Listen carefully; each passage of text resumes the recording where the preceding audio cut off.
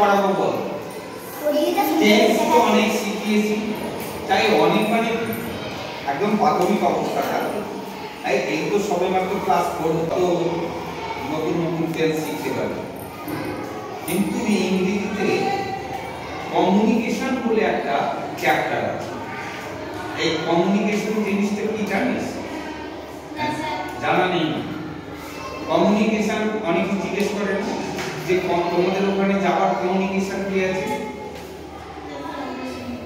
শোনা নেই। অনেক কেউ শুনেছে কথাটা যে তোমাদের ওখানে যাওয়ার ব্যবস্থা কি আছে? এই ব্যবস্থাটাকে বলা হয় কমিউনিকেশন। এটা একটা কমিউনিকেশন। আর এই যে আমরা একে অপরের সঙ্গে কথা বলি, এটাও কিছু কমিউনিকেশন। সেই জন্য ইংরেজি শেখার ক্ষেত্রে এই ওয়ার্ডটাকে ইউজ করা হয় যে কমিউনিকেশনের ক্লাস। এই কমিউনিকেশনটা কিরকম জিনিস? আমরা অনেক ইংরেজি, আমরা কি জন্য ইংরেজি শিখছি? যাতে আমরা নিজেরা বলতে পারি, তাই না? এই বলতে গেলে কিছু কিছু শব্দ আছে যে শব্দগুলো এক কথাতে বললেই কিন্তু মিটে যায়। পুরো আমি যা প্রকাশ করতে চাইছি সেই জিনিসটা প্রকাশ পেয়ে যাবে। কিছু প্রশ্ন জানতে নিজেদের মধ্যে ধরো না, কথাটা হচ্ছে কনগ্রাচুলেশন,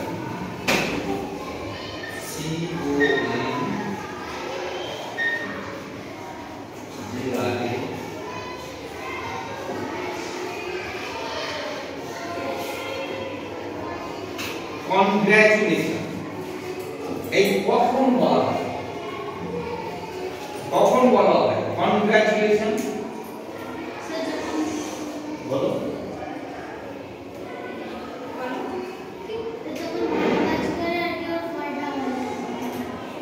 যখন দেখা যায় যে কেউ ধরা হোক যে সৌমিতা এখান থেকে খুব ভালো রেজাল্ট করে বেরিয়ে গেল, তো ওকে দেখে ওর দিদিমণি ওকে বলল যে কনগ্রাচুলেশন। তার মানে কি? হ্যাঁ, না হলে ওকে পুরো কথা সেন্টেন্স করে কি বলতে হতো? Soumita, I congratulate you for your success. I congratulate you for your success. এই এত বড় কথাটা বলতে না হলে যদি ভিডিও এরকম বলে দেওয়া হয় কনগ্রাচুলেশন, তার মানে কি হলো? এক কথাতেই পুরো মানেটা প্রকাশ পেয়ে যাচ্ছে। এটা বোঝা গেল না? গেল না? কে বুঝতে পারেনি আমাকে একটু হাত তুলে বলো। কনগ্রাচুলেশন বুঝতে পেরেছি? হ্যাঁ, পুরো কথাটা দেখি তাহলে ও বুঝতে পারবে। I congratulate Soumita, I congratulate you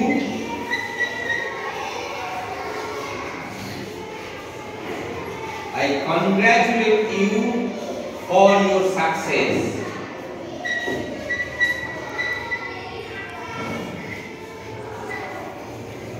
Success.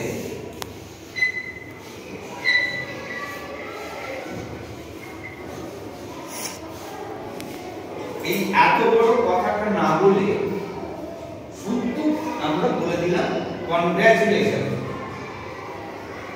এই পুরো কথা এত বড় না বলে এক কথা বলে দিলাম কনগ্রাচুলেশন। এবার বোঝা গেল? হ্যাঁ না কিছু বুঝতে হবে তো? না বুঝতে পেরেছি। হ্যাঁ বুঝতে পেরেছি। তা কেউ তোমরা কি থাকো মানে এরকম কনগ্রাচুলেশন জানাতে চাও? কেউ বলতে পারবে একটা উদাহরণ?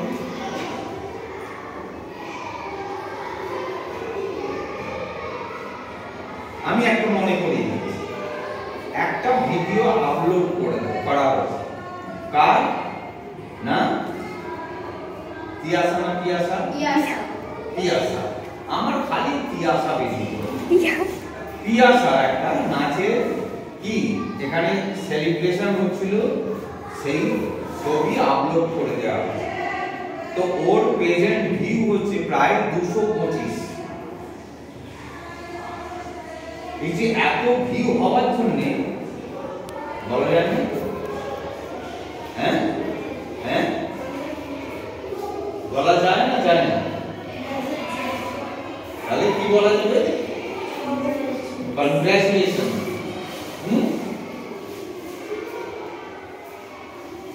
এই কথাটা মনে থাকবে তাহলে কনগ্রাচুলেশন। আচ্ছা, তাহলে আমি এখন নেক্সট জায়গায় যাই। আচ্ছা, নেক্সট জায়গায় যদি যাই, একটা কথা আছে, I am glad to meet you. I am glad to meet you. I am glad to meet you কখন বলা হয়?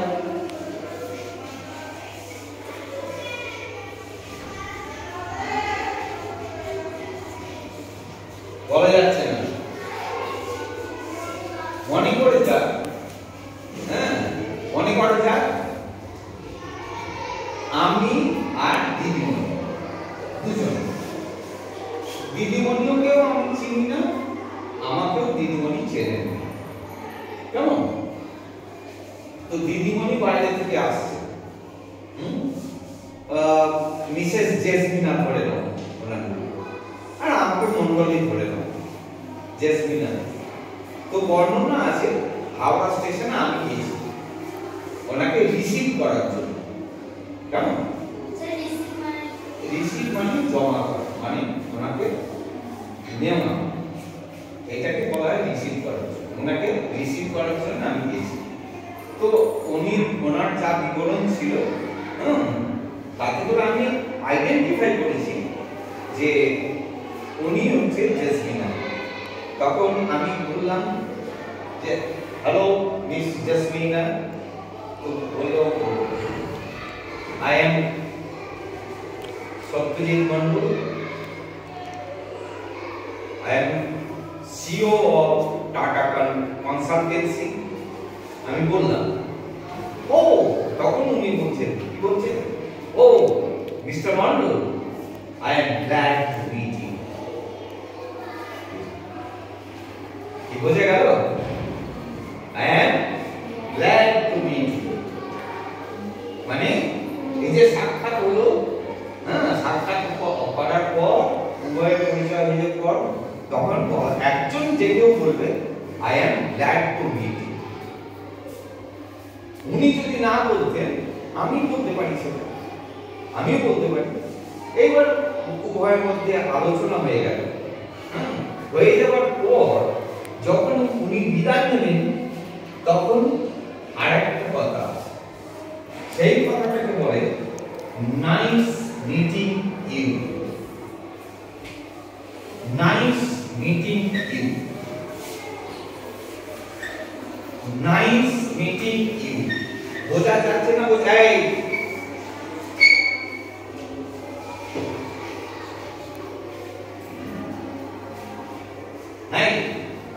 এইটাকে বলা হয়, এইটাকে বলা হয় মিটিং সেশন। Meeting session. আর এটাকে বলা হয় parting session. Parting session, PARTINGSESSON। Parting session মানে মিটিং সেশন মানে কি? মানে প্রথম সাক্ষাতের সময় বলা হয় I am glad to meet you, এবং যখন আলোচনা শেষ হয়ে যাওয়ার পর তখন বলা হয় কি উভয়ই প্রস্থান করবে, তখন যে কেউ একজন বলবে যে nice meeting in, nice meeting in. এটা হচ্ছে পার্টিং সেশন মানে বিদায়কালীন সংবাদ। বোঝা গেল না? বোঝা গেল না? হ্যাঁ হ্যাঁ বোঝা গেছে? Very good.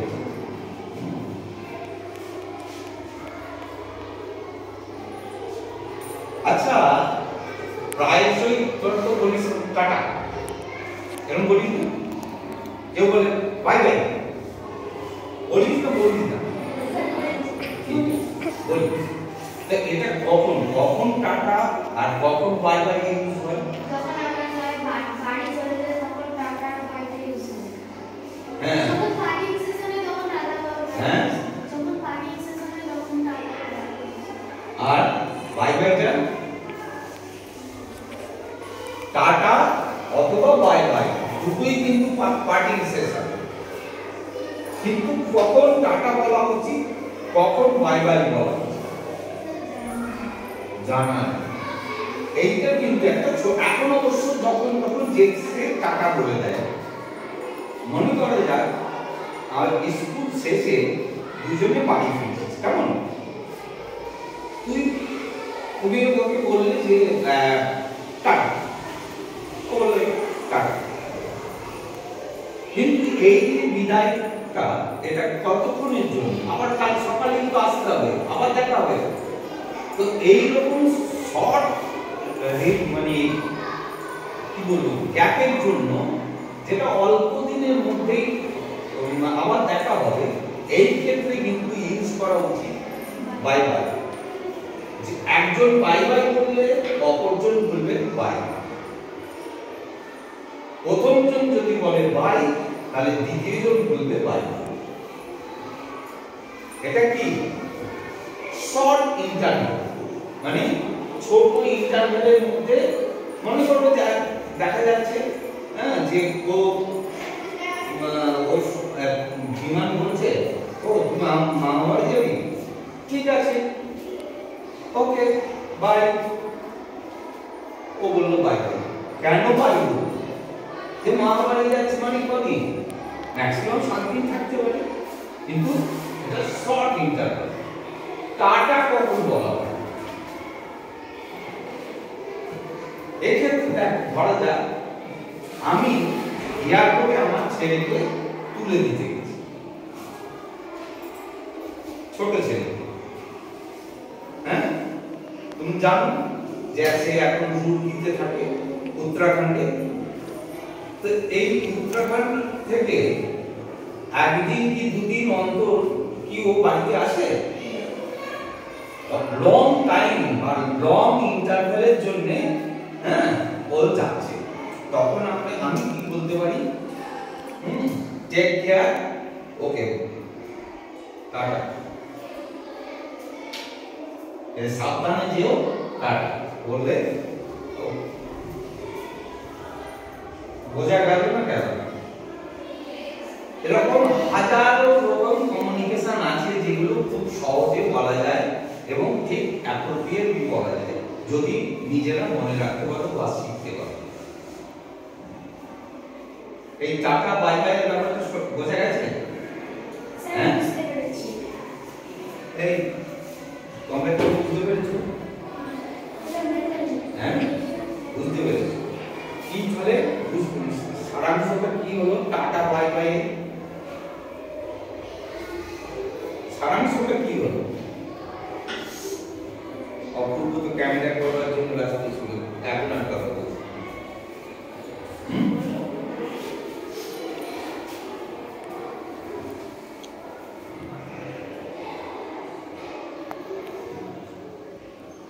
বোঝা যাচ্ছে কিছু সারাংশ?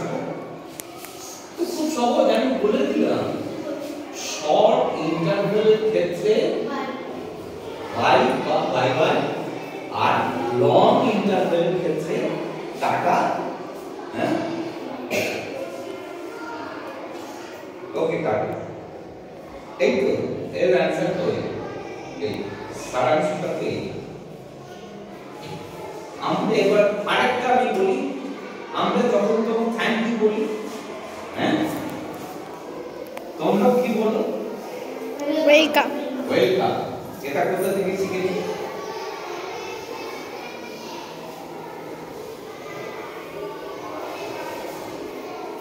এটা কোথা থেকে শিখেছি? আর কি কিছু জানা আছে এই থ্যাংক ইউ এর এগেইনস্টে আর কিছু বলা যায়?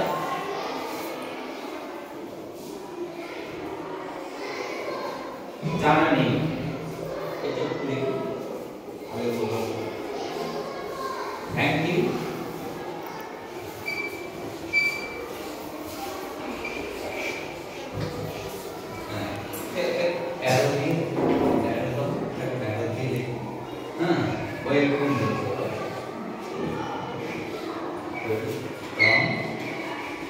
আর একটা আছে ডোন্ট মেনশন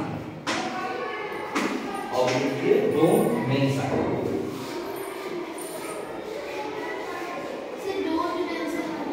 হ্যাঁ মানে উল্লেখ করার দরকার নাই ডোন্ট মেনশন মানে উল্লেখ করার দরকার নেই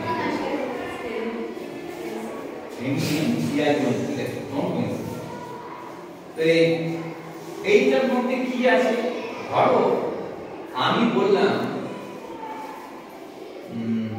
তিয়াসা তিয়াসা extremely sorry actually the নতুন ইংরেজি শিখেলাম extremely sorry মানে কি extreme কথার মানে হচ্ছে চরম জায়গা মানে যতটা দুঃখিত হওয়া তার থেকেও মানে ততখানি extremely sorry মানে যতটা দুঃখিত হওয়া মানে এর উপরে আর হওয়া যাবে না তো আমি বললাম যে আমাকে এক গ্লাস জল খাও তো ও আমাকে জল এনে দিল আমি খেলাম থ্যাংক ইউ ওয়েলকাম বলে দিল এটা ঠিক না বেঠিক হ্যাঁ ঠিক ওয়েলকাম মানে ও আমি থ্যাংক ইউ বলছি ও আমাকে অ্যাকসেপ্ট করছে যে ওয়েলকাম মানে আমি থ্যাংক ইউ বলেছি সেটাকে স্বাগত জানাচ্ছি কিন্তু এইবার ঘটনাটা মানে বিবেচনা করে দেখো কেউ একজন জল চাইলে তাকে তো দিতেই হয় এক্ষেত্রে কি বলা উচিত ডোন্ট মেনশন মানে কি মানে এটা থ্যাংক ইউ জানানোর কিছু নেই ইট ইজ মাই ডিউটি কি বোঝা গেল হ্যাঁ সব সময় ওয়েলকামটা বলা উচিত না দিদিমণি বললো দাও হ্যাঁ তুমি একটা চক ডাস্টারটা নিয়ে এসে দিল ম্যাডাম বললেন থ্যাংক ইউ বললেন ওয়েলকাম হ্যাঁ